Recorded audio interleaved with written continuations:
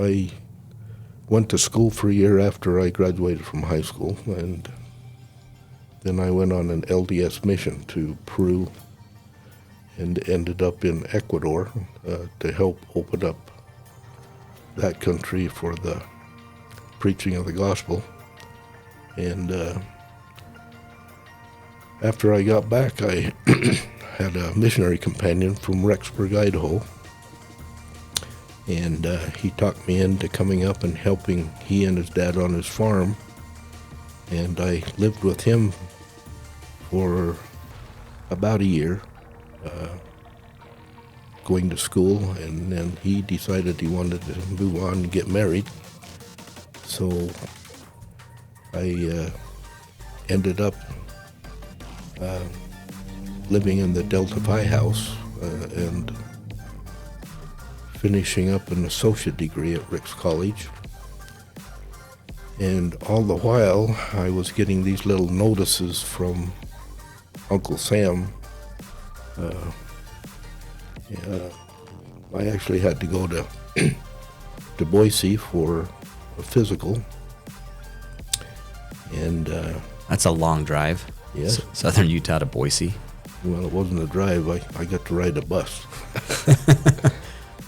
But yeah, that summer, because of my age, having served a mission and et cetera, my deferment for education ran out, and so I decided that rather than getting drafted, I would join, because that way, by joining in June, I could get out and be back in time where I could get back into school.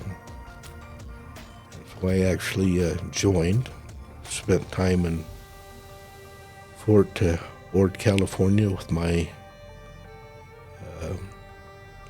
basic training, and then I was selected to be an infantryman and stayed at Fort Ord for my advanced training.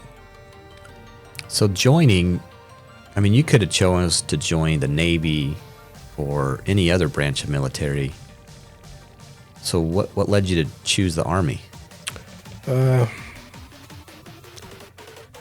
Riding boats didn't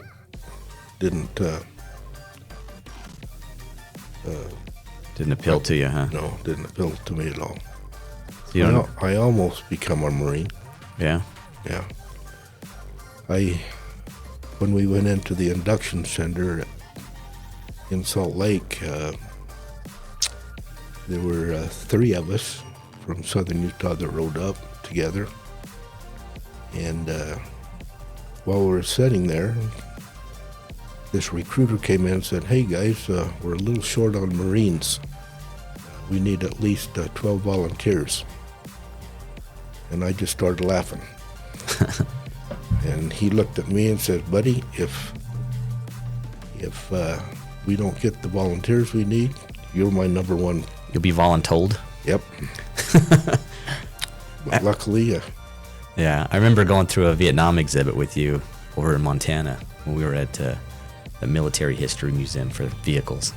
And you were showing some of the vehicles that was there, and you're just like, you made a joke about like the Marines would always go into some place and get in trouble, and then the Army had to come and rescue them.